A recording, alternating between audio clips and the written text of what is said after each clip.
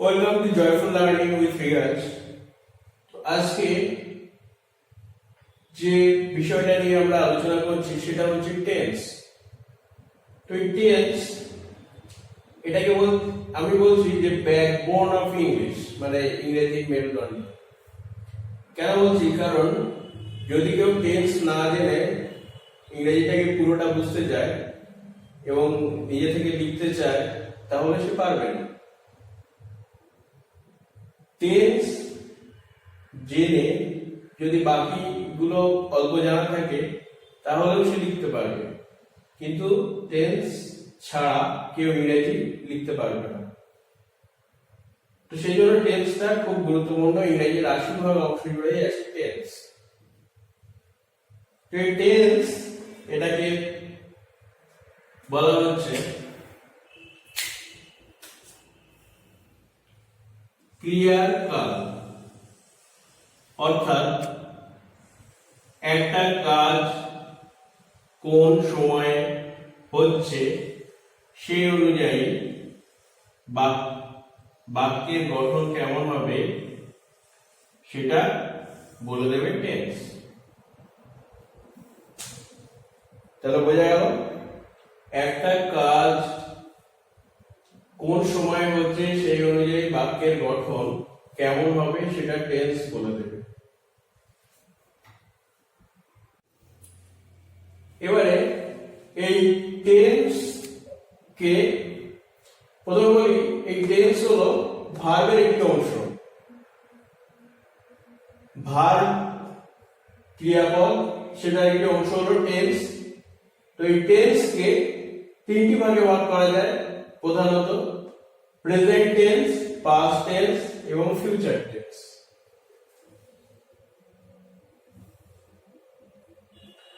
Present tense অর্থাৎ যে কাজ এখন হচ্ছে, পাস্ট টেন্স অর্থাৎ যে কাজ আগে হয়ে গেছে, এবং ফিউচার টেন্স অর্থাৎ যে কাজ পরে হবে। তাহলে কি পেলাম? প্রথমে প্রেজেন্ট টেন্স অর্থাৎ যে কাজ এখন হচ্ছে, বর্তমান কাল। আচ্ছা, পাস্ট টেন্স যে কাজ আগে হয়ে গেছে, অতীত কাল। আর ফিউচার টেন্স যে কাজ পরে হবে, ভবিষ্যৎ কাল। এবার প্রত্যেক টেন্স কে আবার চার ভাগে ভাগ করা যায়: indefinite, continuous, perfect, perfect continuous. এবার এটাকে যদি প্রেজেন্ট টেন্সের সঙ্গে লাগানো যায়, present indefinite, present continuous, present perfect, present perfect continuous. এটাকে যদি পাস্ট টেন্সের সঙ্গে লাগানো যায়, past indefinite, past continuous, past perfect, past perfect continuous. এটাকে ফিউচার টেন্সের সঙ্গে লাগালে future indefinite, future continuous, future perfect, future perfect continuous. তো প্রথমেই যে টেন্সটা আসে সেটা হচ্ছে প্রেজেন্ট ইনডিফিনাইট টেন্স। তো প্রেজেন্ট ইনডিফিনাইট টেন্সটা প্রথমে আমাদের যে কাজটা করতে হবে যে কোনো টেন্সের ক্ষেত্রে, যে বাংলা বাক্যটা, সেটা কোনো একটা বাংলা বাক্য দেবে, সেটাকে পড়ে প্রথমে বুঝতে হবে যে সেটা কোন টেন্সের মধ্যে পড়ছে। তো এখানে যেরকম প্রেজেন্ট ইনডিফিনাইট টেন্সের চেনার নিয়মে আমি বলেছি হর্ষই অন্তস্থ এ ও। এবারে এই হর্ষই অন্তস্থ এ ও কিভাবে আসছে বলি, যে বাংলা যে কোনো বাংলা বাক্যের শেষে যদি শেষের উচ্চারণ যদি হর্ষই অন্তস্থ এ অথবা ও এর মতো হয় তাহলে সেটা প্রেজেন্ট ইনডিফিনাইট টেন্স হবে। তাহলে সেটা আমরা কি করে বুঝছি? যেরকম আমি যাই, শেষে হর্ষই আছে, তাহলে এটা প্রেজেন্ট ইনডিফিনাইট টেন্স। সে কথা বলে, এখানে লয়কার থাকলে ওই উচ্চারণটা এ, সেই জন্য এটা প্রেজেন্ট ইনডিফিনাইট টেন্সের মধ্যে পড়ছে। আবার সে লেখে, এখানে ক্ষয়কার থাকলে ওই উচ্চারণটা এ এর মতো আসছে, সেই জন্য এটা প্রেজেন্ট ইনডিফিনাইট টেন্স। বা রামবাবু যায়, শেষে অন্তুস্থ আছে, এখানে অন্তুস্থ ডিরেক্টলি অন্তুস্থটাই চলে আসছে। তো সেই জন্য এগুলো সব প্রেজেন্ট ইনডিফিনাইট টেন্স। তাহলে বাংলা বাক্যে কিভাবে প্রেজেন্ট ইনডিফিনাইট টেন্স দেখতে হবে সেটা আমরা বুঝলাম। এবার এই বাংলা বাক্যগুলোকে ইংরেজিতে কিভাবে লিখব, কিভাবে ইংরেজিতে ট্রান্সলেশন করব, তো সেখানে তার নিয়মটা লেখা আছে।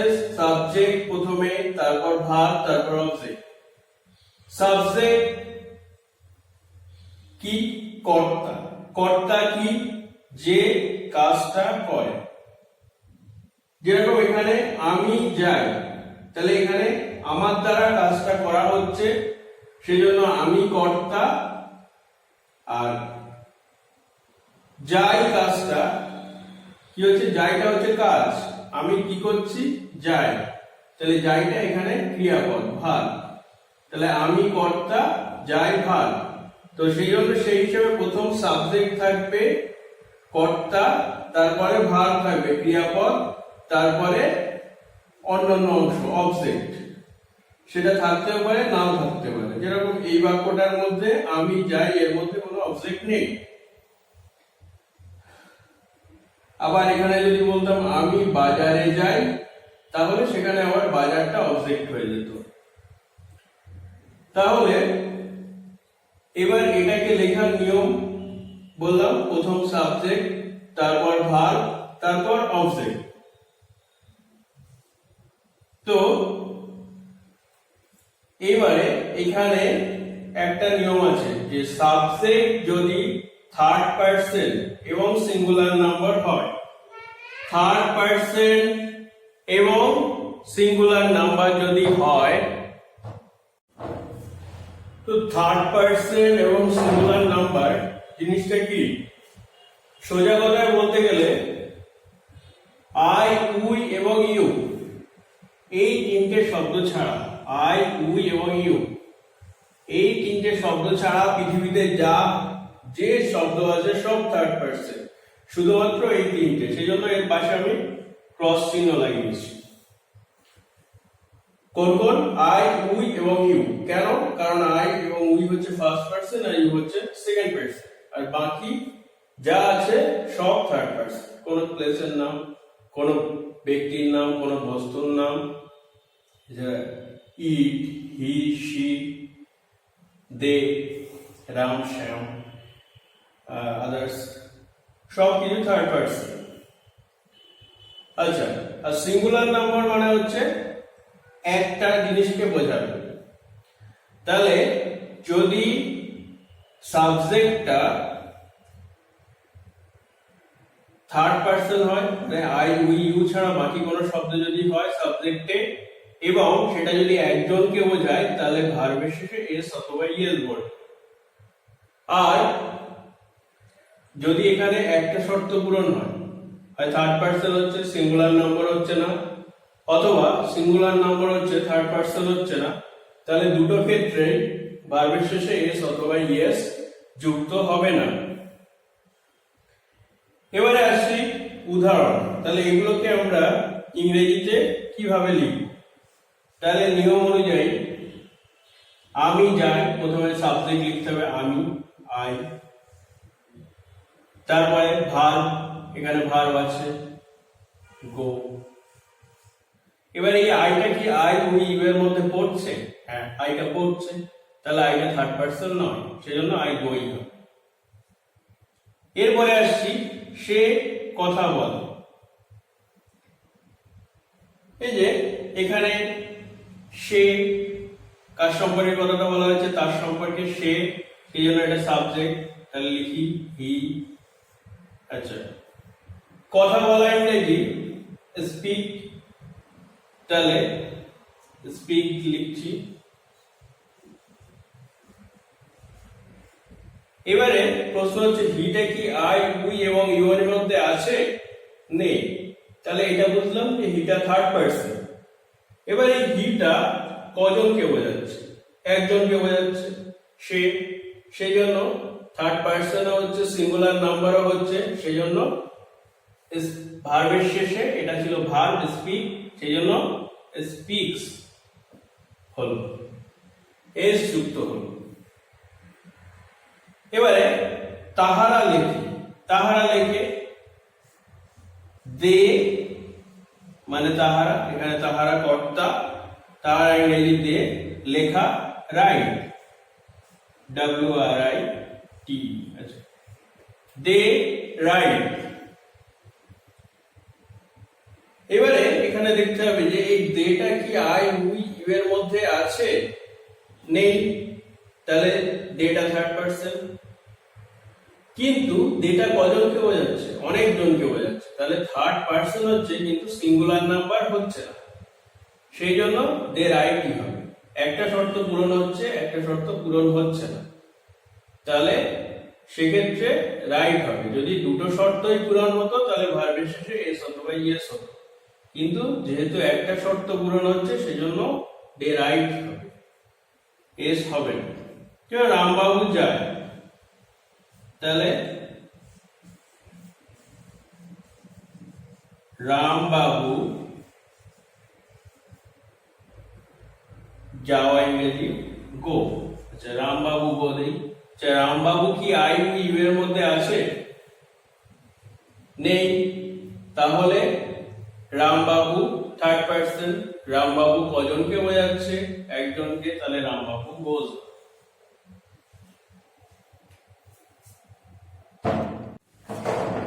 এবার আমি দুটো এক্সাম্পল নিলাম যেখানে অবজেক্ট আছে, যেমন আমি স্কুলে যাই,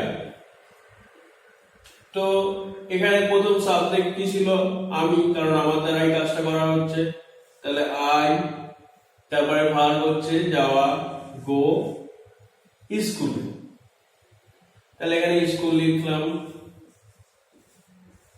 এবার কোথায় যাচ্ছি, স্কুলে তে যাচ্ছি, তাহলে এই তেটা আনার জন্য এখানে একটা টু ইউজ করতে হবে, আই গো টু স্কুল, আমি স্কুলে তে যাচ্ছি। এবার এখানে দেখতে হবে আইটা কি আই ইউ এর মধ্যে আছে, হ্যাঁ আছে, তাহলে এখানে গো হবে, এখানে এস বাই এস হবে না, কারণ এটা থার্ড পারসন, আইটা থার্ড পারসন নয়। এবারে পরের এক্সাম্পলটা আসছে, এবং সে ফুটবল খেলে, তাহলে এখানে হি প্লে ফুটবল,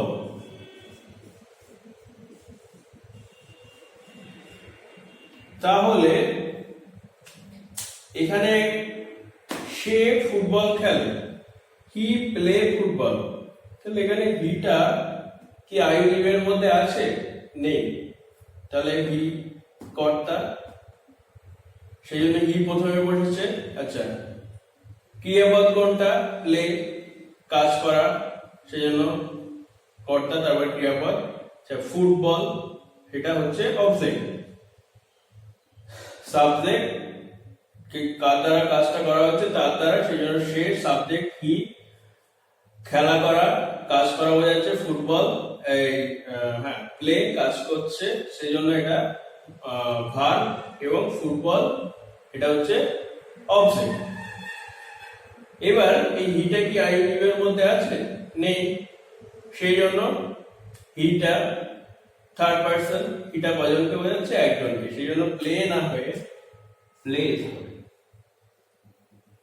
এবার এখানে প্রশ্ন আছে যে এখানে আমি টু বসালাম, এই যে টু প্রিপজিশনটা নিয়ে আসলাম, আবার এখানে টু প্রিপজিশনটা নিয়ে আসলাম না, হি প্লেস ফুটবল। তো বেশিরভাগ ক্ষেত্রেই আমাদের এই যে প্রিপজিশনটা এটা আমাদের নিয়ে আসতে হবে, কিছু কিছু ক্ষেত্রে ফুটবল, যেমন এরকম he plays football, he eats rice, এগুলোর ক্ষেত্রে প্রিপজিশন নিয়ে আসতে হবে না।